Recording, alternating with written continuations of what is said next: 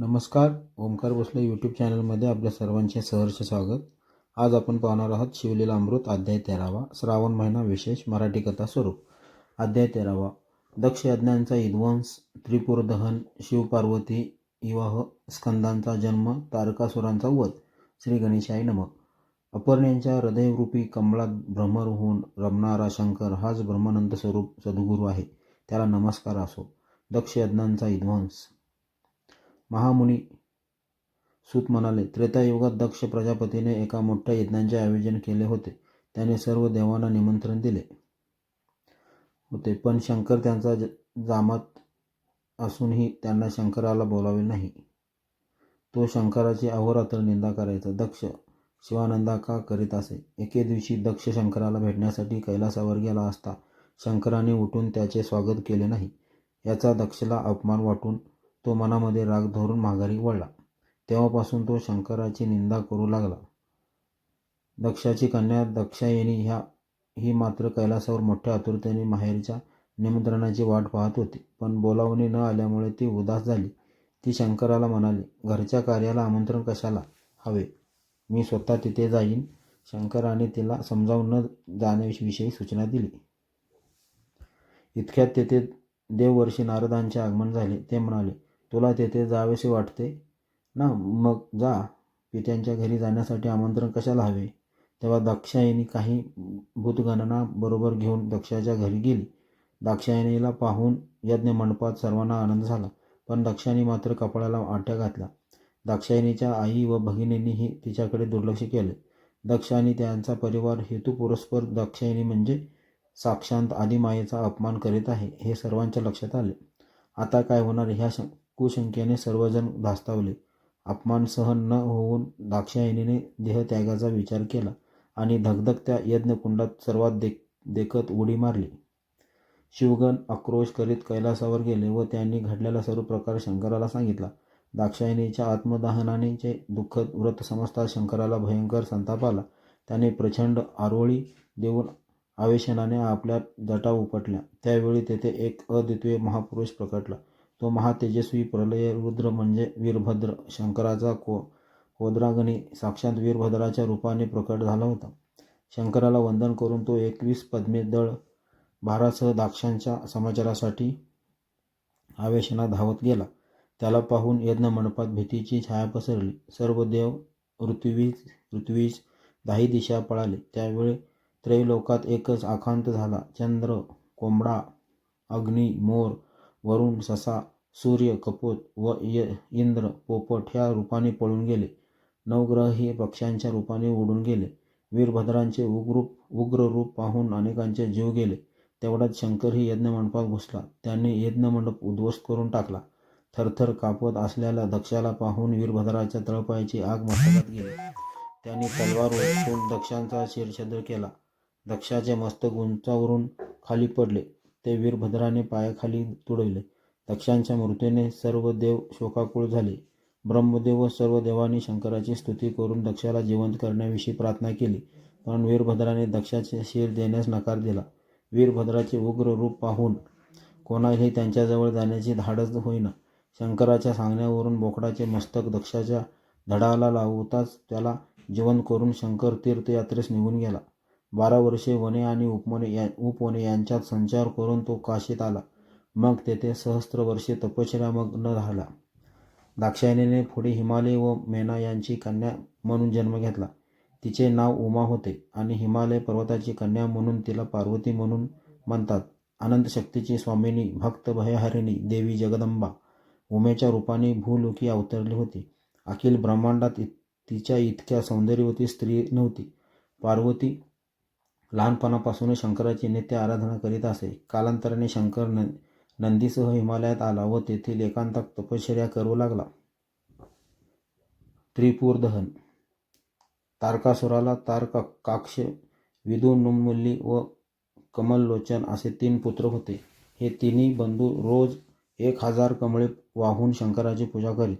एकदा एक फूल कमी पडले म्हणून त्याने आपले डोळेच वाहिले.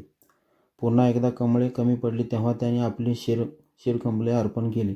त्यांची पराकोटीची भक्ती पाहून शंकराने त्यांना जीवन करून अपेक्षित वर दिले. त्यामुळे ते त्रिभुवनात श्रेष्ठ झाले. ब्रह्मदेवाने प्रसन्न होऊन अंतरिक्षात संचार करणारे 3 पुरे त्यांना दिली. शिवांच्या आणि ब्रह्मांच्या वरदानाने तारकासुरांचे पुत्र फारच उन्मत्त झाले व त्यांनी त्रिभुवनात उत्साहात मांडून देवांना पळवून लावले. पृथ्वीवर अनंत अत्याचार केले. देव आणि ऋषी यांनी शंकराला तारकासुरांच्या पुत्राने जो भयंकर गोंधळ घातला होता त्याचे व्रत सांगून त्यांचा बंदोबस्त करण्याची विनंती केली. शंकराने त्रिपुरासुरांचे मर्दन करण्यासाठी एक दिव्य रथ मागितला. देवाने पृथ्वीचा दिव्य रथ बनवून शंकराला दिला. त्या दिव्य रथावर शंकर आरूढ होताच तो रसातळाला जाऊ लागला. नंदीने आपल्या शिंगांनी बलपूर्वक तो वर काढला. मग शंकराने एक पाय रथात व एक पाय नंदीच्या पाठीवर ठेवून रणसंग्राम करून त्रिपुरासुरांच्या सेनेचा प्रचंड संहार केला. असुरांकडे अमृतांची कुंडे होती. ते अमृत शिंपून त्रिपुरदैत्य आपल्या सेनेला पुन्हा जिवंत करू लागले. अमृतकुंडांचे रहस्य कळता शंकराने मेघास्त्राची योजना करून ती कुंडे बुडवून टाकली. असुरांची 3 पुरे अंतराळात भ्रमण करत असल्याने त्यांना एकाच वेळी लक्ष्य करणे शंकराला शक्य होत नव्हते. अशी 1000 दिव्य वर्षे लोटली. लक्ष वेधून घेण्यासाठी उत्सुक असलेल्या शंकराने क्षणभरी डोळ्याच्या पापण्या न मिटल्यामुळे त्यांच्या डोळ्यातून जलबिंदू पडले. त्यांचे रुद्राक्ष झाले. अंगातून घामाच्या धारा निघाल्या. त्यांची भीमा नदी झाली. त्रिपुराच्या स्त्रिया थोर पतिव्रता असल्याने त्या असुरांचा शंकराशी युद्ध करूनही पराजय होत नव्हता. ही गोष्ट विष्णूंच्या लक्षात येतात त्यांनी बौद्ध रूपाने दैत्य स्त्रियांची भेट घेतली. त्यांच्यामध्ये वेदबाह्य आणि अपवित्र शास्त्रांचा प्रसार केला. त्यामुळे त्यांच्या पुण्यांचे पाठबळ संपले व दैत्याचे मनोधैर्य कमी झाले. शंकराने अत्यंत दैदिप्यमान असा विष्णुबाण व त्यांच्या जोडीला पाशुपतास्त्रांची योजना केली. शंकराने न्यासासहित विधियुक्त मंत्र जप करून ते दिव्य अस्त्र सोडताच 9 खंड पृथ्वी हादरली. त्रिपुरांचा नाश झाला. सर्वांनी शंकराची अपार स्तुती केली. मदनांचे दहन. तिकडे पुत्रांच्या मृत्यूने भयंकर संतापलेल्या तारकासुराने देव, अप्सरा, देव स्त्रिया यांच्यावर अनवणित अत्याचार केले. तारकासुराला शिव आणि उमा यांच्या पुत्राकडून मरण येणार हे विधी लिखत होते. पण शंकर दाक्षायण्याच्या योगाने विरक्त झाला होता. त्यांच्या मनात उमेविषयी प्रेम आणि तिच्या सहवासाची उत्कंठा निर्माण झाल्याशिवाय पुत्र कसा होणार म्हणून देवानी मदनाला पाचारण करून सर्व वस्तुस्थिती सांगितली. मदनाने देवांची विनंती मान्य केली व तो रतीसह शंकराजवळ आला. रतीने उमेच्या मनात प्रवेश केला. त्याच वेळी संधी साधून मदनाने आपला प्रभाव दाखवून शंकराला काम प्रेरित केले. शंकराच्या समाधीत विक्षेप उत्पन्न होऊन त्याचे मन एकाग्र होईना.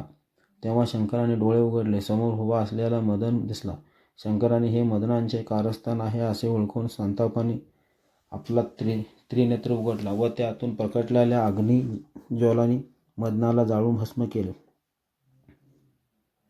ती फाल्गुन पौर्णिमेची तिथी होती. तेव्हापासून त्या तिथीला हुताशनी पौर्णिमा असे म्हणतात. मदनांचे दहन झाल्याने रती शोक करू लागली. तेव्हा इंद्राने स्वतः तिचे सांत्वन करून तुझा पती द्वापरयुगात कृष्ण पुत्र पद्मभूमग्न म्हणून जन्माला येईल आणि तेव्हा तुमचे पुनर्मिलन होईल असे सांगून तिचे समाधान केले.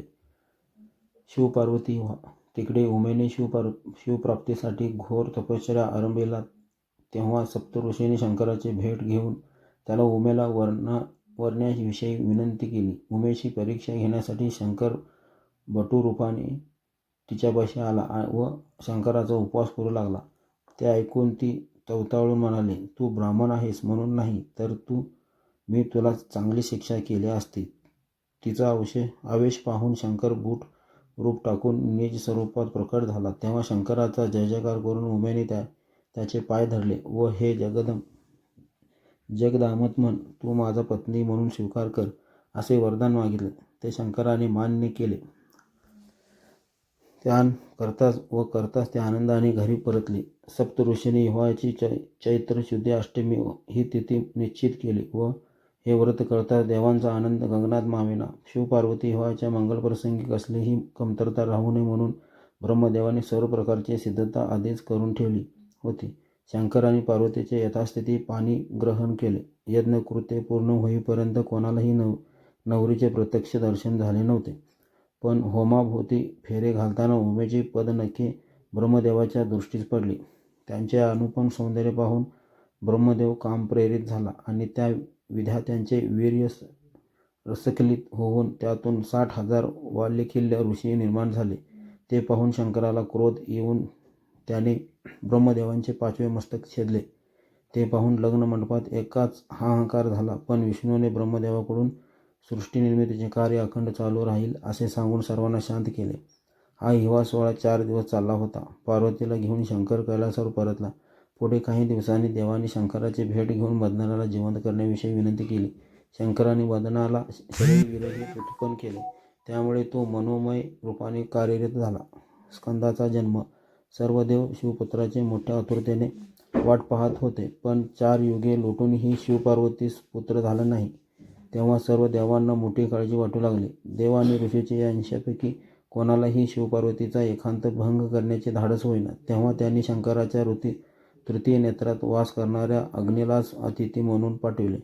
त्यांनी भिक्षेसाठी हाक मारताच त्याच्या अपेक्षा जाणणाऱ्या सर्वज्ञ शंकराने आलेल्या अतिथीला माझे अमोघ वीर्य दे असं पार्वतीला सांगितले. त्याप्रमाणे पार्वतीने अग्नीला शिववीर्य दिले.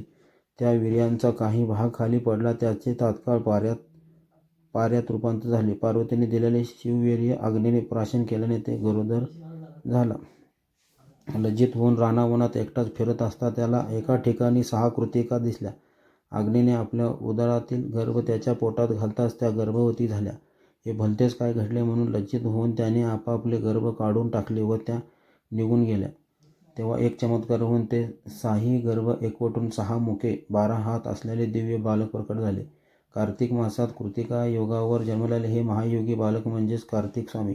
त्यांचा जन्म झाल्यावर शंकराने तो आपला पुत्रच आहे हे ओळखून त्याला उमेच्या स्वाधीन केले व स्कंद असे त्याचे नामकरण केले. सर्व देवांना आनंद झाला.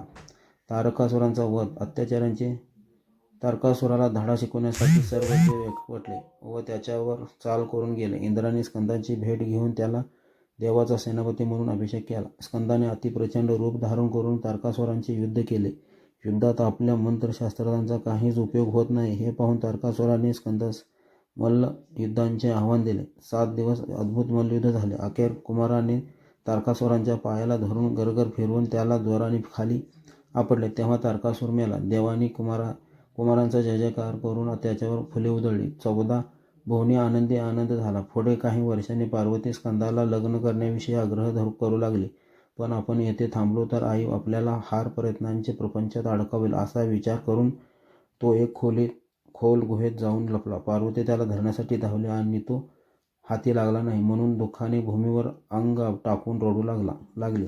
कुमाराने बाहेर यावे म्हणून त्याची मनधरणी करू लागली. तेव्हा त्याला राग येऊन तो तिला म्हणाला, जी स्त्री ह्यापुढे माझ्या दर्शनास येईल ती सप्तजन्मी विधवा होईल. पण जो पुरुष कार्तिक मासात कृतिका योग असताना माझे दर्शन घेईल तो सप्तजन्म मोठा भाग्यवान होईल. काही काळानंतर ऋषी स्कंदाची भेट घेऊन म्हणाले, पार्वती तुझी माता आहे. तुला भेटण्यासाठी ती अहोरात्र तळमळत आहे. तिला वाराणसीस जाऊन भेटून ये. ती विनंती मान्य करून स्कंदाने काशीला जाऊन शिवपार्वतीस भेटून त्यांचे समाधान केले. मातेला आनंदित करून तो आपल्या दुर्गम गूढ स्थानी परतला. फलश्रुती. ह्या अध्यायाच्या पठणाने शिव व विष्णू यांची भक्ती उपजेल. वाईट प्रवृत्तीचे निराकरण होईल. श्री सांब सदाशिवर्पणमस्तु. आज आपण पाहिलेला आहोत शिवलीला अमृत अध्याय 13. तुम्हाला कसा वाटला कमेंट करून अवश्य सांगा. लाईक करा, सबस्क्राईब करा, शेअर करा. धन्यवाद.